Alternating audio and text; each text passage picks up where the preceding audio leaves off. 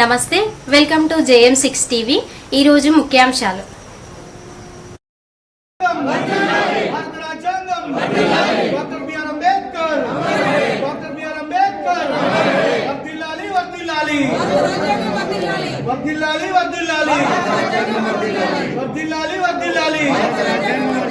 Doctor Babasaheb Ambedkar, doctor Babasaheb Ambedkar, జై భీమ్, జై భీమ్, జై భీమ్, జై భీమ్. కొనసాగిద్దాం అంబేద్కర్ గారి ఆశయాలను, కొనసాగిద్దాం అంబేద్కర్ గారి ఆశయాలను, కొనసాగిద్దాం అంబేద్కర్ గారి ఆశయాలను. Doctor Babasaheb Ambedkar, Ambedkar, doctor Babasaheb Ambedkar.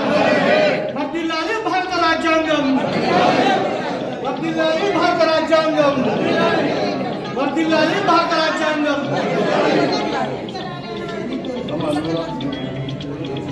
अमर है, अमर है, अमर है, अमर है. अंबेडकर अमर है.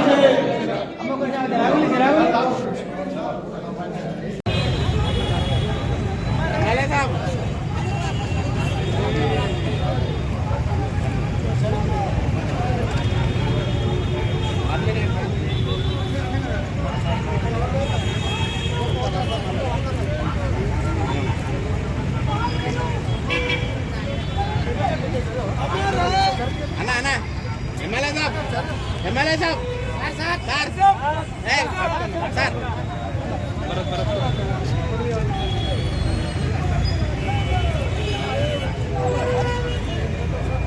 डॉक्टर बाबा साहब अंबेडकर अमर है, अमर है. भारत राज्यांगम వర్ధిల్లాలి, భారత రాజ్యాంగం వర్ధిల్లాలి. ओके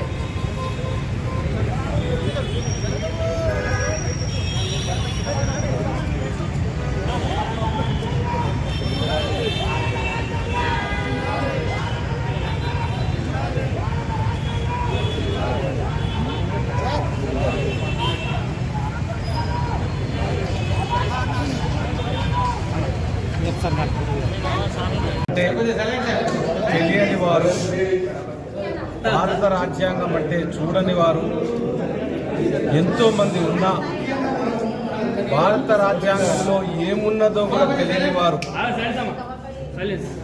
నిరుపేదలైనా విద్యావంతులైనా విద్య లేని వారైనా అందరినీ కాపాడే భారత రాజ్యాంగం ఏర్పడ్డ రోజు నవంబర్ 26, 1949 లోపల దీన్ని ఆమోదించిన దినం. రాజ్యాంగ దినోత్సవంగా దీన్ని పరిగణిస్తూ ఉన్నాం. అమలులోకి వచ్చింది 26 జనవరి 1950లో. దీన్ని బాబాసాహెబ్ అంబేద్కర్ అధ్యక్షతన అమలు చేసిన వచ్చినారు. ఈ దేశం ఐక్యంగా ఉన్నది. ఒకవైపు టెర్రరిస్టు విభజిస్తామన్నా, ఒకవైపు జమ్మూ కాశ్మీర్లో కానీ పంజాబ్లో కానీ ఈశాన్య రాష్ట్రాల్లో కానీ ఈ భారతదేశాన్ని సమగ్రంగా సమైక్యంగా ప్రజాస్వామ్యయుతంగా ఉంచినటువంటిది ఏదన్నా ఉన్నది అనంటే అది భారత రాజ్యాంగం. ప్రజాస్వామ్యం పరిడవిల్లుతూ ఉన్నది. అందరినీ సమానంగా చూసే హక్కును కల్పించింది.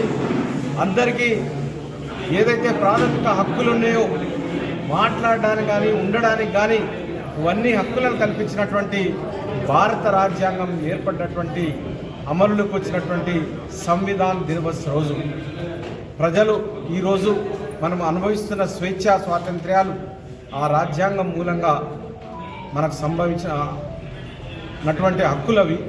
మరి ఈరోజు రాజ్యాంగాన్ని మారుస్తానని, రాజ్యాంగం ఒక దళితుడు రాసిండని, ప్రజాస్వామ్యం పరిడవిల్లకుండా రాజ్యాంగాన్ని అడ్డుకొని ప్రయత్నం చేస్తూ ఉన్నారు కొన్ని శక్తులు.